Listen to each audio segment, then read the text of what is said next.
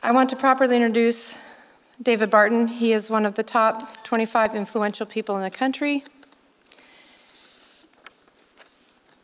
And he lives in Aledo, Texas. He has 3 grown children, Damaris, Timothy, and Stephen. And he started an organization called Wall Builders. It's based on Nehemiah, and it's just that concept of everyone just doing their part. And it's pro-family, it's national, and he talks about our history, but he relates it to today like nobody else. And I just used to revel watching him on a particular TV station with a particular news host, and he'd be talking to a rabbi and a priest and a Southern Baptist, and a few Presbyterians probably.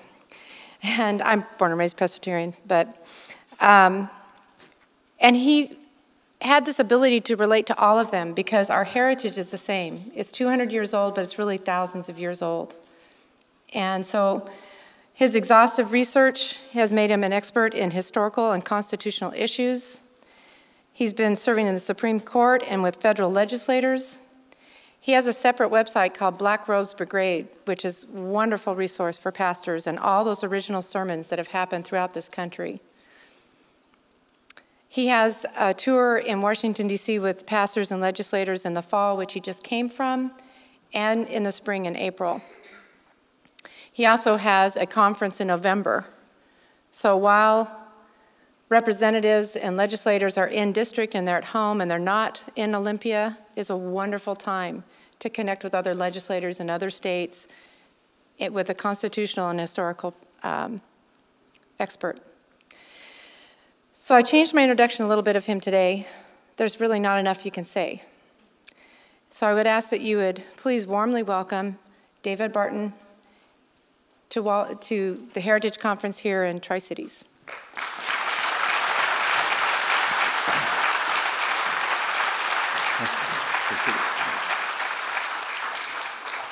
Thank you, guys. It's good to be with you. For those of you who are here at 11 o'clock, I'm going to start just a little bit of the same. I'm going to elucidate something a little differently. But talked about how we have been blessed as a nation and what we enjoy as a nation. And under our particular documents that we have, we've lasted longer than any other. This year at the United Nations, there's 195 nations at the UN this year. And that number goes up and down every year. It was 193 2 years ago. It goes up and down. And so when you look at what we have, the stability we have, in the same period of time we've had our one Constitution, you can just pick any other country you want and just look at what they've done in the same period of time. Imagine what it would be like to live in a country that has that much turmoil and that much change on that much of a regular basis. I mean, it's just what we have, we take for granted, and we think it's normal. It's not. What we have is the exception. It is not the rule. So this is what we have with stability. I mentioned that we have creativity. We are 4% every year. We produce more inventions, more everything, more technology, more medical cures than the other 96% of the world. 4% of the world should produce 4% of the world's whatever. That's not our case. Our 4% produces more than the other 96 when it comes to innovation, creativity. Our 4% also produces 25% of the world's gross domestic product. So we are prosperous to a degree that we don't understand. Let's see if I can put it in perspective. The Constitution requires that every 10 years we take an enumeration of the people, a census. And according to the latest figures from the Census Bureau, if you happen to live below the poverty level in America, and we don't want anyone living below poverty level, but if you live below the poverty level in America, according to figures from the Census Bureau, you're more likely to have a telephone, a television, an air-conditioned automobile. You're more likely to eat more red meat and have more square footage of living space than the average middle class in Europe. Did you hear that? If you're in poverty in America, you're higher than middle class in Europe. You see, I don't think we understand what poverty is like. The World Bank establishes a standard for poverty every year. They've said that poverty around the world is considered to be $1.25 a day income, or $456 a year income. If you're in a developing nation that's fairly prosperous, then poverty is $2 a day income, which puts you at $730 a year. Poverty in America is established at $40,000 a year for a family of 4. So the rest of the world's at $730, we're at $40,000. That's why everybody in the world wants to come to America and live in poverty. If they can just come here and be in poverty, they've elevated their lifestyle.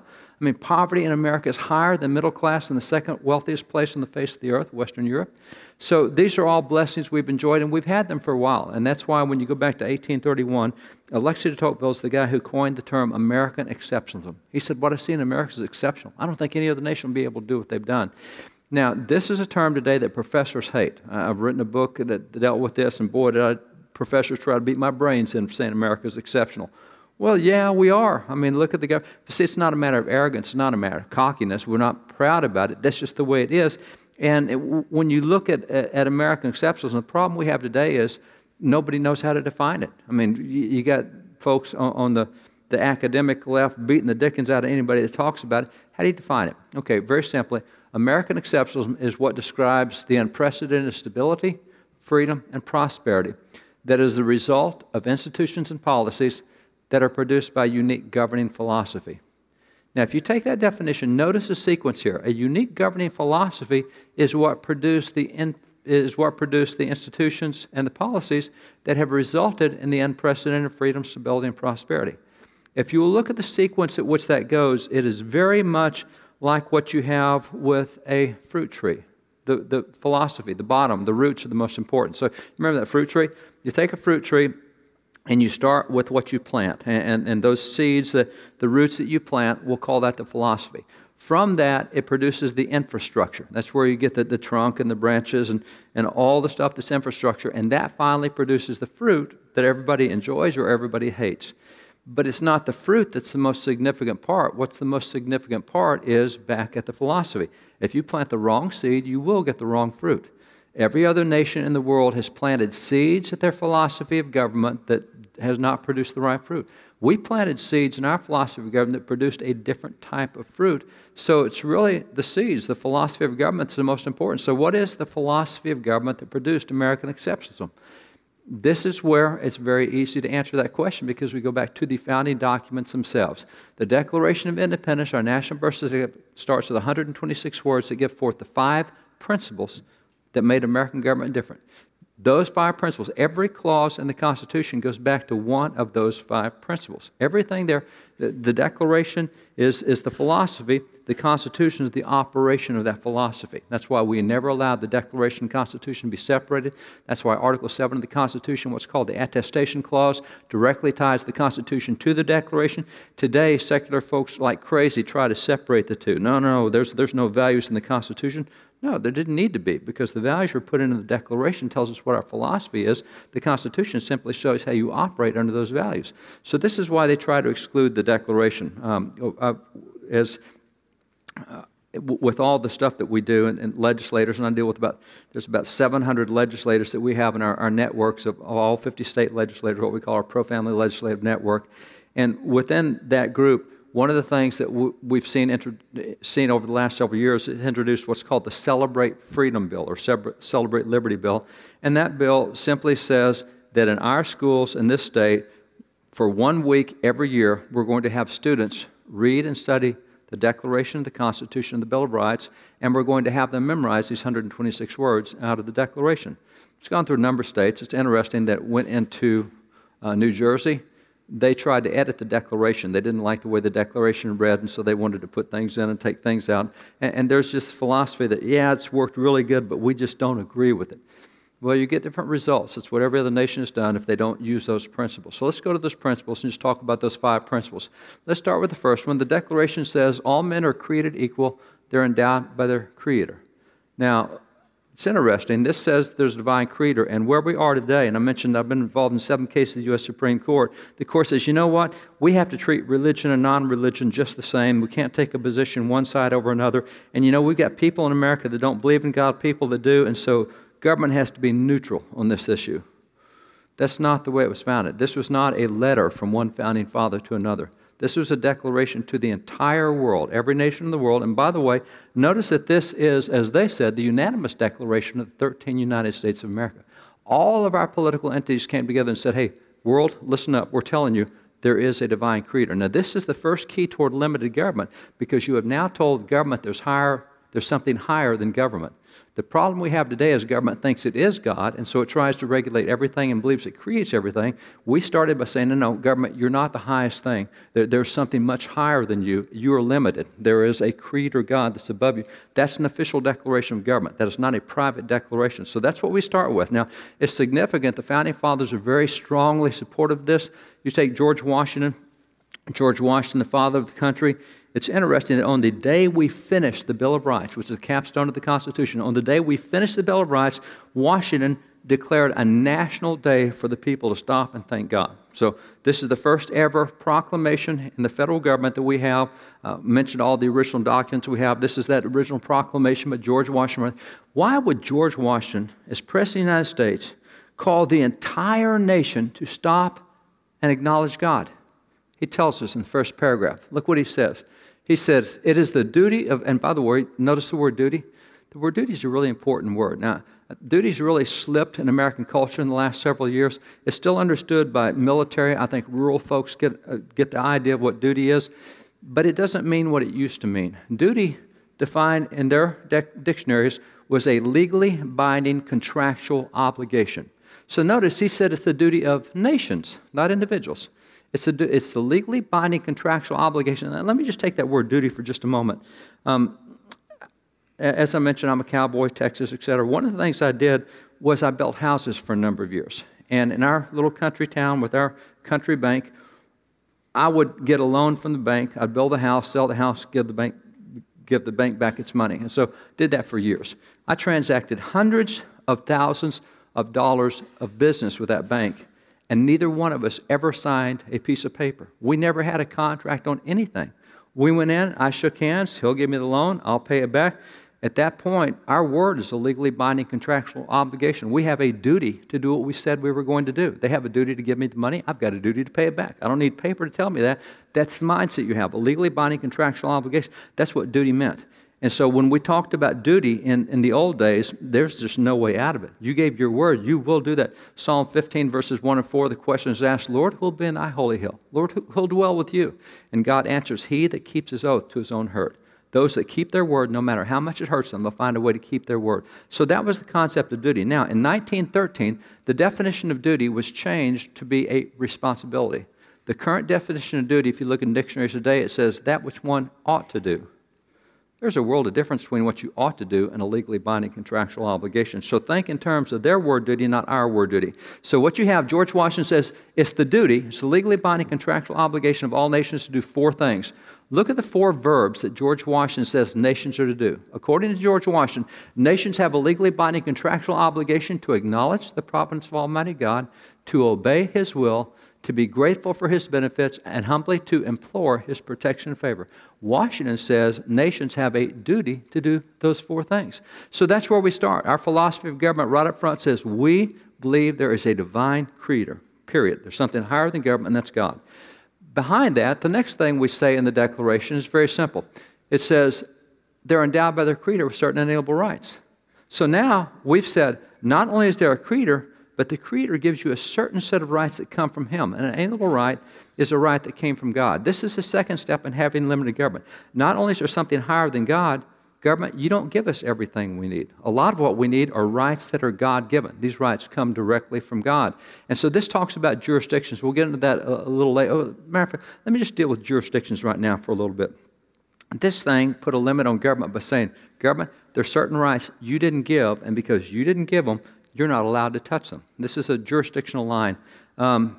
Clint's a farmer back there. Clint's the country. I'm from the country. I've got a red Ford pickup. I don't know what color Clint's is. Let's say it's a white Ford pickup. And I look over in Clint's yard and I say, that's white. I like red. I walk over in his yard. I spray paint his pickup truck red. Can't do that. That's not mine. I can spray paint anything I want in my yard red. I cannot go over in his yard and mess with stuff that's in his yard because it's not part of my jurisdiction. It doesn't belong to me. That's what we told government. Government, you can mess with anything right here that you want to, but you can't go over here because that does not belong to you. You're not allowed to touch it. That's the second thing we did to government was we put it in limited jurisdictions. We said there's certain things that didn't come from you, and you're not allowed to touch those things. Now, the Founding Fathers identified about 24 inalienable rights. Now, let's talk about inalienable, because inalienable, I mean, what in the world is an inalienable right? We can't define that any better than we can define exceptionalism, except the guys who wrote the documents told us exactly what the word means. So let me take you to their writings. For example, John Dickinson, who not only gave us the Declaration, he went on to sign the Constitution of the United States. John Dickinson said an inalienable right is a right which God gave to you and which no inferior power has a right to take away. It's a God-given right that government's not allowed to touch and nobody else is allowed to touch. The definition that came from Alexander Hamilton is great. Hamilton, of course, Federalist Papers, he's a general in the Revolution. He was first Secretary of Treasury. All the good stuff that he did. Alexander Hamilton said, inalienable rights are not to be rummaged for among old parchments or musty records. He says, they're written as with the sunbeam in the whole volume of human nature by the aid of divinity itself and can never be erased or obscured by any moral power. He said, don't start looking in government documents for inalienable rights because these existed before government ever showed up on the scene. Inalienable rights predate government. These are rights that God gave to individuals before government. So don't think that these are rights that government gave. Government didn't give them. Government can't regulate them. You also have the same from John Adams. John Adams said, inalienable rights are antecedent to all earthly government and cannot be repealed or restrained by human laws. They're rights derived from the great legislator of the universe. These are rights that came before there was human government. Now, what is the first human government? And by the way, see the word antecedent there? That's a big deal because antecedent means that which comes before. So these are rights that God gave us before there was government. And the first time we find government in the history of the world is Genesis 9:6. Genesis 9:6, Noah gets off the boat, and God says, all right, here's civil laws. He gave him what are called the Noahide laws, 7 categories of civil laws. There was no civil government prior to that. So the Founding Fathers said, all right, inalienable rights are the rights that you find from Genesis 1 through Genesis 8 before God gave us government in Genesis 9. And that's where they found about 24 inalienable rights that came from God, and if it appears in that section, government, you can't touch it. Now, that's the definition of an inalienable right. But what do they include? Among those 24 rights, what are there? Well, that's where you go to folks like Sam Adams, the father of the American Revolution. He said, we told you in the Declaration that among others, there was first a right to life, secondly to liberty, thirdly to property. These are 3 inalienable rights, and we told you in the Declaration there's others. And then 11 years later, after we finished the Revolution and we had the Constitution and we did the Bill of Rights, the capstone of the Constitution, that's where we went through and said, you remember we told you that among others there were life, liberty, and property?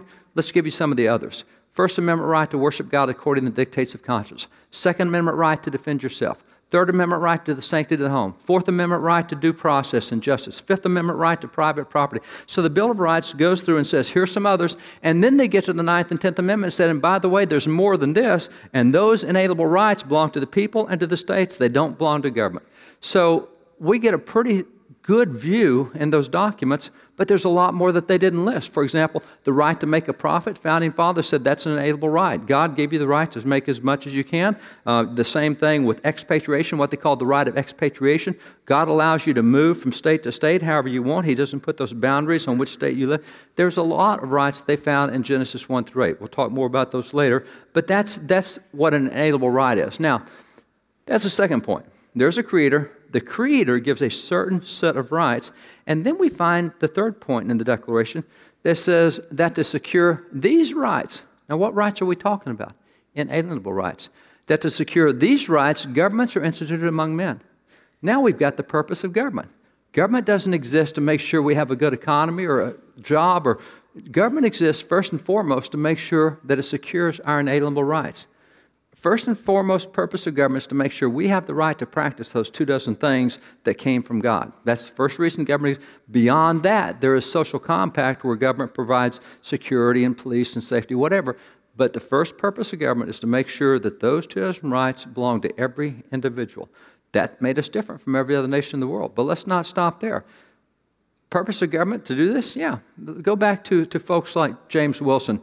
James Wilson, he's one of only 6 guys who signed the Declaration and the Constitution. By the way, he's the second most active member of the Constitutional Convention. George Washington put him on the Supreme Court as an original justice on the Supreme Court. He started the first law school in America. I've got his original law books that he taught from to teach students. And here's this significant founding father on the Supreme Court saying, students, let me tell you why we started American government. He said it's real simple. He says the principal object of government, the principal, number one object of government is to acquire a new security for the enjoyment of rights which we were previously entitled by the immediate gift of our all-wise and all-beneficent Creator. He said the whole purpose government exists is to provide security for what God told you you had the right to do among those inalienable rights. Sam Adams said the same thing. Sam Adams is very clear. He says the government was originally designed for the preservation of the inalienable rights, and that's where he said, first, a right to life, secondly, to liberty, thirdly, to property. So same point, government exists to protect rights, and these are the first three. Now, by the way, see that phrase, right to life? We think that would have been really cool if they'd been talking about the abortion issue back then, because then we could go into courts with original intent and say, hey, the Founding Fathers are addressing abortion. But as we know, that's not what they were talking about. I mean, abortion goes back to Roe v. Wade, 1973, so we're only talking 50 years there. But I don't know why people say that. The Bible says there is nothing new under the sun, and there is not. As long as people have been pregnant, there were people who did not want to be pregnant. Abortion's nothing new. Do you know, specifically the kind of issues we deal with, we get calls from congressmen all the time saying, hey, the founders have a view on whatever. Do you know the first time we had a ban on homosexuals in the military was by George Washington, March of 1778? I mean, I can take you through all the social issues we deal with today that they've already dealt with because human behavior is the same. See, abortion's the same way. You doubt that they were talking about abortion? Here's one of the books we own on abortion in America back in 1808. Wow, they were talking about abortion. So when they said right to life, they did mean abortion, yes. And if you look in legal books, again, going back to James Wilson, look what he says about abortion. He said, students, with consistency, beautiful and undeviating, from its commencement to its close, human life from its commencement to its close is protected by the common law. He said, in the contemplations of law, life begins when the infant is first able to stir in the womb, and by the law that life is protected. And by the way, notice he said it's protected by the common law. The common law is the 7th Amendment to the Constitution. When Roe v. Wade was argued, they used the 9th and the 14th Amendments, but it was the 7th Amendment that prohibited abortion. That's the way the Founding Fathers set it up. Now, notice he says, life begins when the infant is first able to stir in the womb. This is where technology changes. The issue doesn't change. See, back then, how long did it take you to know for sure that there was life in the womb? 2 or 3 months. Okay, but as soon as you knew there was life in the womb, right there, the common law kicks in and life is protected because that's an inalienable right to life and government exists to protect that right. How long does it take us today to know there's life in the womb? Within 6 days of fertilization, we know. Point is, as soon as you know there's life in the womb, government kicks in right there to protect the inalienable right to life. Technology changes, the issues don't change. So, that's what it existed for. And by the way, John Witherspoon, who's a signer of the Declaration, said, you know, this abortion deal is what makes us different from Europe. He said in Europe, they think that parents give life to children. So in Europe, they let parents kill the children with abortions because they think the parents gave life. He said, here in America, we know that life doesn't come from parents. Life comes from God. We don't let parents take the life of kids. Parents don't give life. God gives life. And that's why he explained, he says, a perfect right in a state of natural liberty is the right to life. He said, here in America, we've denied the power of life and death to parents. We're not like Europe. We know that life comes from God. That's an inalienable right. God's supposed to protect it. Now, notice that he said first is a right to life. And first is a word I want to spend just a little bit of time on. I mentioned at 11 o'clock that I'm very much involved in the political community, held political office in Texas for 9 years, and do all this work in training candidates, recruiting candidates, etc. That word right there, and there's people who think that if I'll endorse them, it helps, and so I get people wanting my endorsement and whatever. Before I do that, I always want to know, first off, where they are on the life issue, because if I can find out where any candidate is on the life issue with a 90% degree of certainty, I will tell you how they will vote on every other issue they'll face in Congress. You show me where your Senate candidate is on life, I will tell you what they will do in the UN Convention on the Rights of the Child. I will tell you what they do on the Small Arms Treaty. I will tell you what they do with TARP and stimulus. I will tell you what, you tell me where they are on life with a 90% degree of certainty, I will tell you where they are on every other issue. And why is that? It's because life is the first of the inalienable rights. If you don't get the first thing right, you don't get the second, third, fourth, fifth, anything else right. And so that's why if you can find out where any person is on the life issue, see, if they get the life issue wrong, it's an amazing thing. They also get the First Amendment wrong, the right to worship God according to the dictates of conscience. Kid, you can't say, God, what were you thinking about? God at graduation? You can't do that. It's interesting. If you're wrong on the life issue, you're wrong on public religious expressions and the rights of conscience. Hobby Lobby, what are you thinking about? Well, you won't do what your conscience says. You'll do what we tell you to. if you get the life issue wrong, you get all the other wrong in the First Amendment. If you get the life issue wrong, you get the Second Amendment right to keep and bear arms and defend yourself wrong. It's amazing that the pro-abortion people are the ones who want to take all the guns away from everybody. We don't care what the Second Amendment says. Well, that's the problem. You have the wrong view of life. If you get the life issue wrong, you'll be wrong in the Third Amendment, sanctity of the home. Isn't it interesting that people who are wrong in life are also wrong in traditional marriage? You get the life issue wrong, you'll be wrong in the Fifth Amendment right for the protection of private property. I mean, the Supreme Court started that. They gave us Roe v. Wade, and then they turn around and give us a Kelo decision that says, wait a minute, private property doesn't belong to you, it belongs to the government. And if the government doesn't think you're doing what you can with your private property, they can take it away from you and give it to somebody else that will be more productive. That's a Kelo decision. See, private property doesn't belong to individuals. It belongs to the government, and we can give it to somebody else. If you get the life issue wrong, everything else is wrong. Now, granted, all of these are social issues, and all the political experts today say, oh, people don't care about social issues. All they care about are economic issues. Well, if economic issues are what everybody cares about, there's certainly a lot to care about, because there's a lot of low-hanging fruit on economic issues to be concerned about.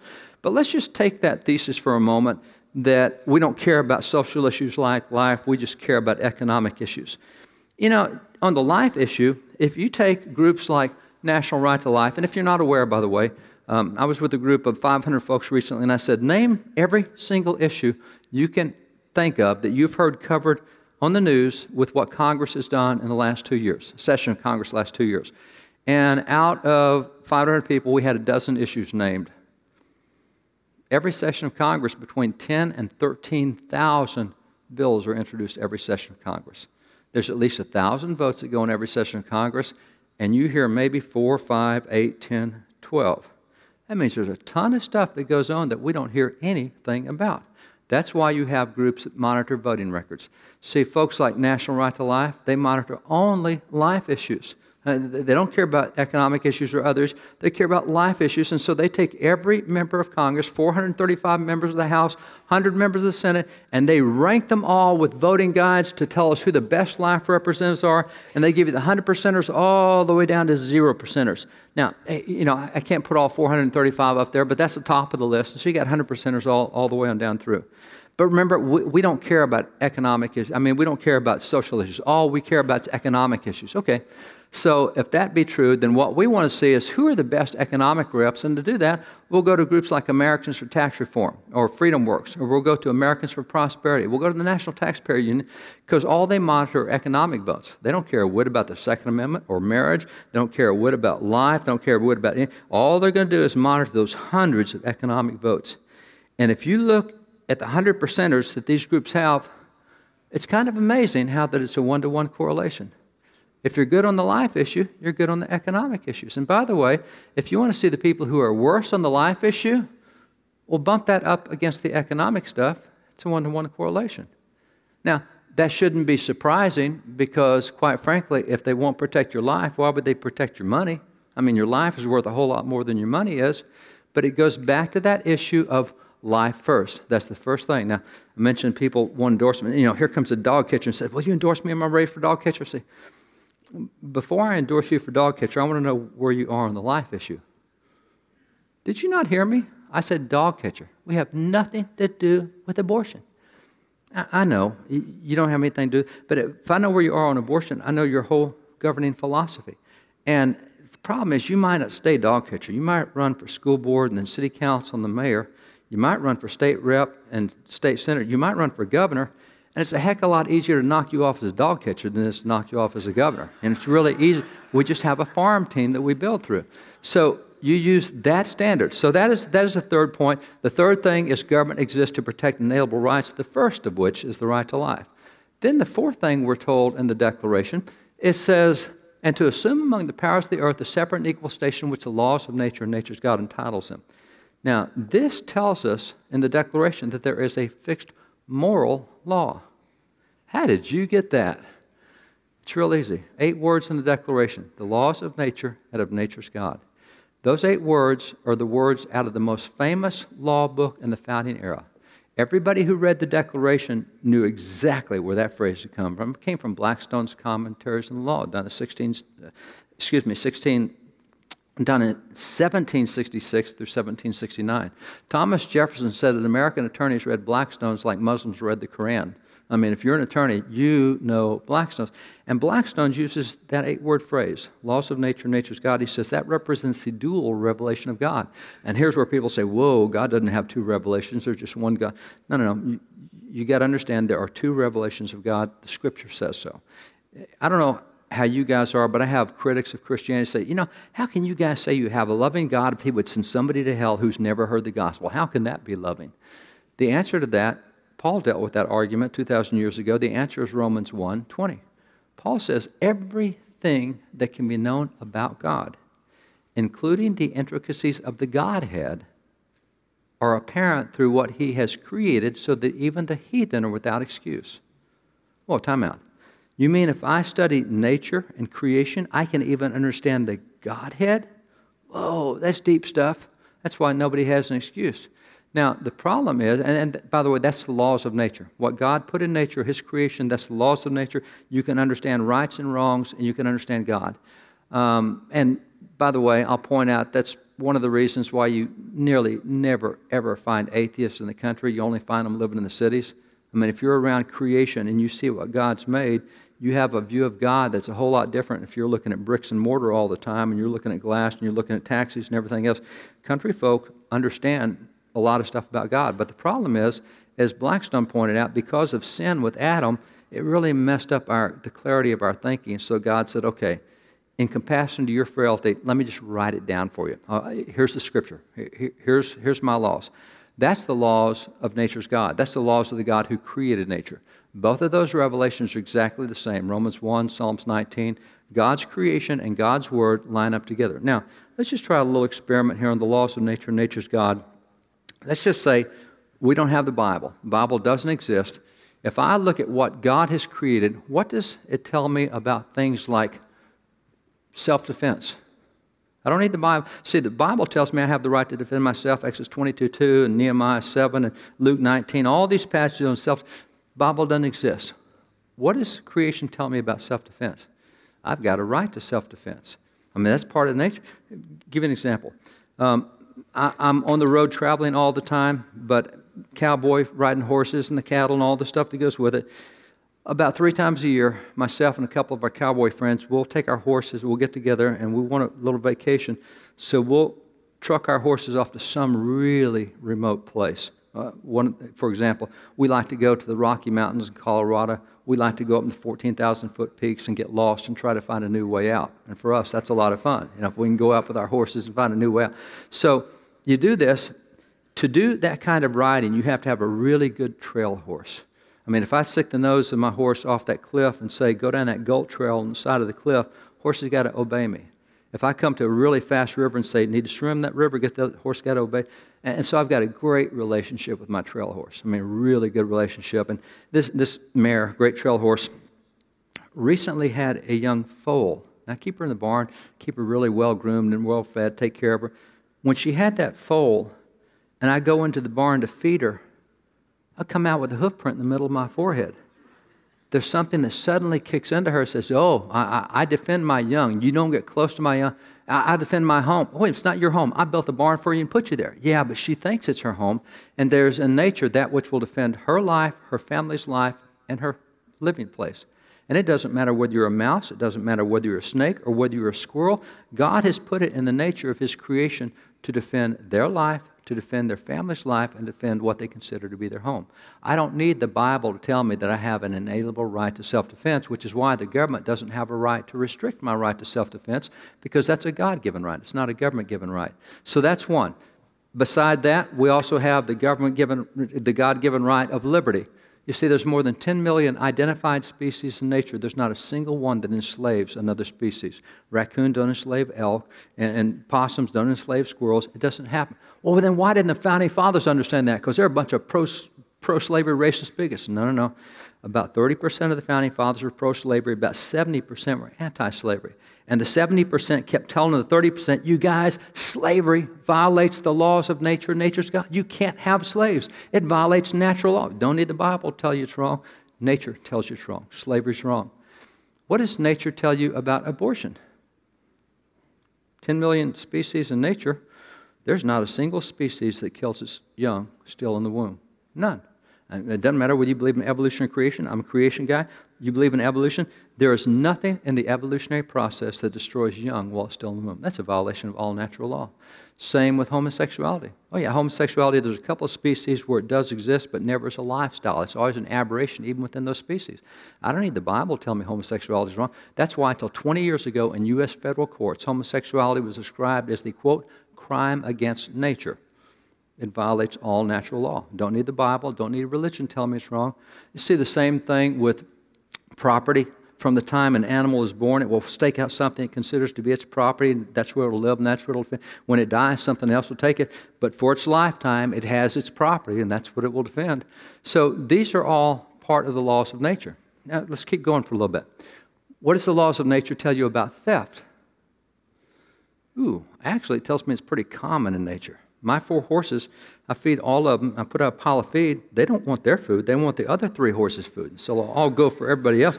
Stealing is really common in nature. Well, how about things like adultery? Adultery is real common. And that's why you have 1 bull and 40 cows in a herd. I mean, monogamy is not part of nature. I mean, it very rarely exists. How about murder? That exists big time in nature. If you doubt that, see what a skunk does when it gets in a hen house. It doesn't kill the chickens for food. It loves spraying blood everywhere. Pure murder. How about incest? Incest is so common in nature, that's why most cowboys don't ride a Mustang, because Mustangs have been inbred for so long, they have no stamina, no strength, they can't hold up on the trail.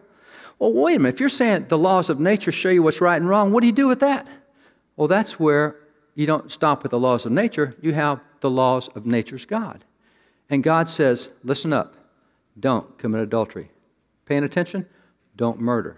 Hey, you listening? Don't steal. See, between the laws of nature and the laws of nature's God, you get a very clear position of what's right and what's wrong. And that laws of nature, nature's God, you find that in the Scriptures, and that's what the 7th Amendment was, the common law.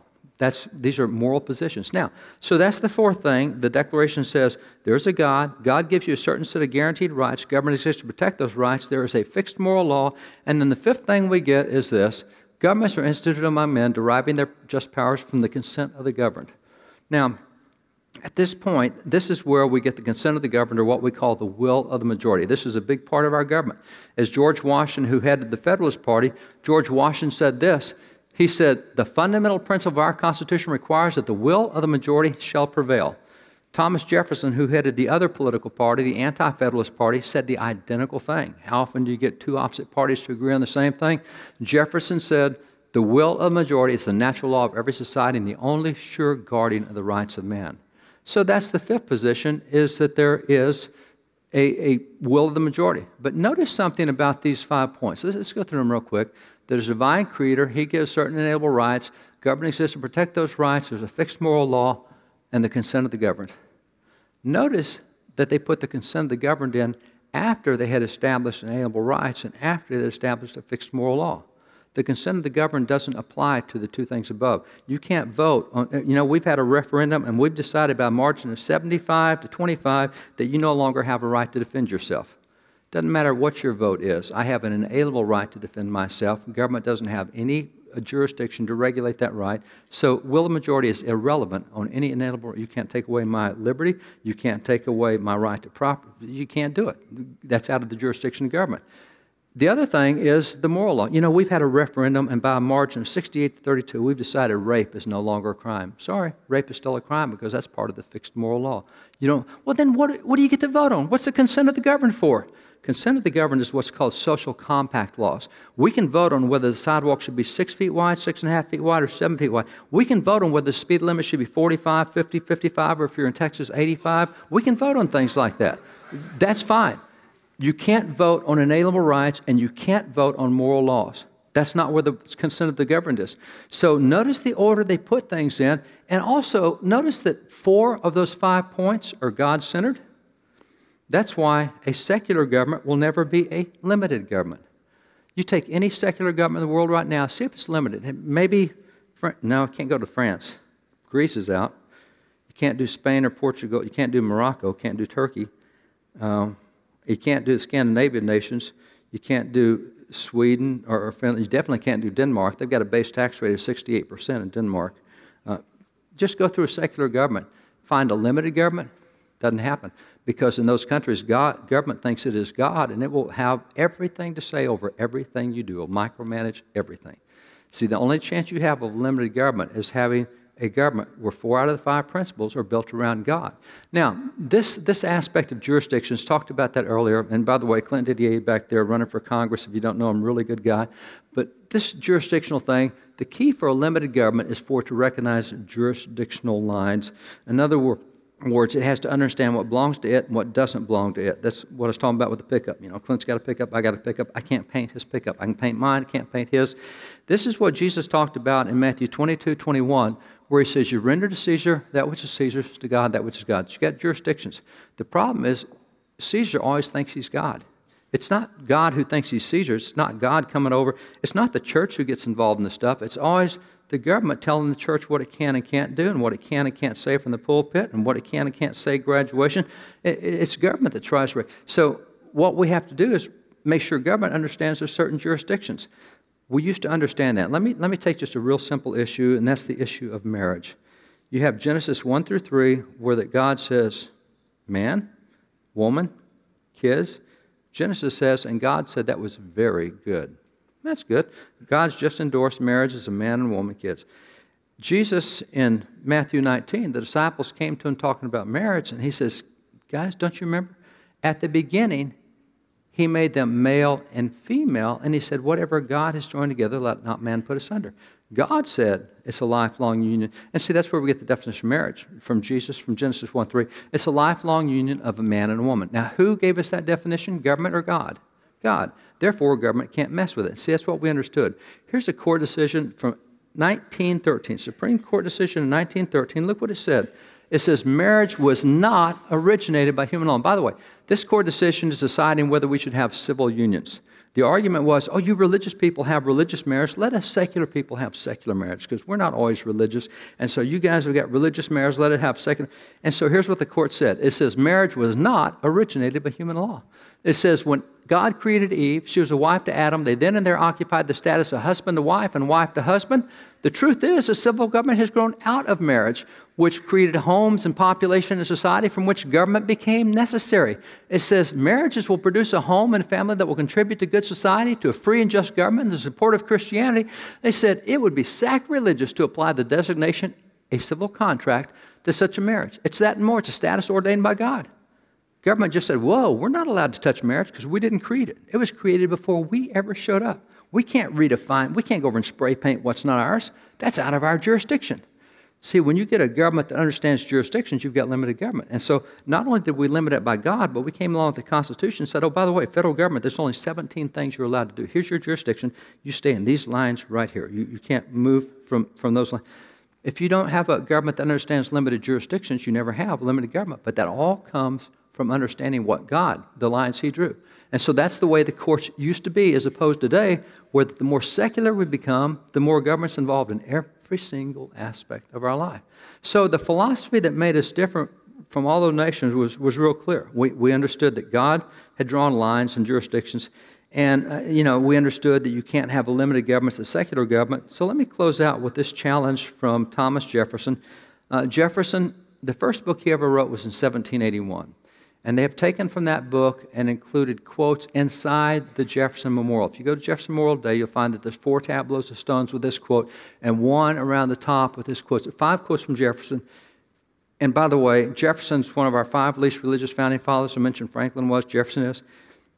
4 of his 5 quotes are absolutely God-centered quotes. And that's not bad when your least religious founding father has 80% of his rhetoric designed around God. Again, it shows you how far we've shifted today versus back then. So having said that, if you look in stone inside the Jefferson Memorial, this is what Jefferson said in 1781 that they engraved in stone. He says, can the liberties of a nation be thought secure when we remove their only firm basis? Now, according to Thomas Jefferson, our least religious founding father, what is the only firm basis of national liberties? He said, it is a conviction. And notice the word conviction. He said, it is a conviction in the minds of the people that these liberties are the gift of God, that they're not to be violated but with his wrath. He said, indeed, I tremble for my country when I reflect that God is just and his justice won't sleep forever. Your least religious founding father said, guys, the only firm basis we have for national liberty is to be convicted in our mind that those liberties come from God, and that if we start screwing around with them, we're going to get God ticked off, and then we'll all be in a lot of trouble if he gets ticked off. That is the way we looked at liberty? Absolutely. And so that is the key, and that's what's made us so different from every other nation in the world. Now, the further we move away from those 126 words in that philosophy, those 5 principles, the less government works the way it's supposed to, the less it's limited, the more intrusive it becomes, and the less it becomes a servant, the more it becomes a master. Only way it works right is with those principles there. And if you're interested in this, again, there's stuff at the Founders Bible that is loaded up with all these things of the Founding Fathers and what they said about how to have limited government, etc. You're welcome to get that. But again, just get in your mind, memorize those 5 principles. That needs to be what you take to judge government with, is those 5 things. That's the only way it has worked right. That's the only way it will once again work right. God bless you guys. Thanks for letting me share with you.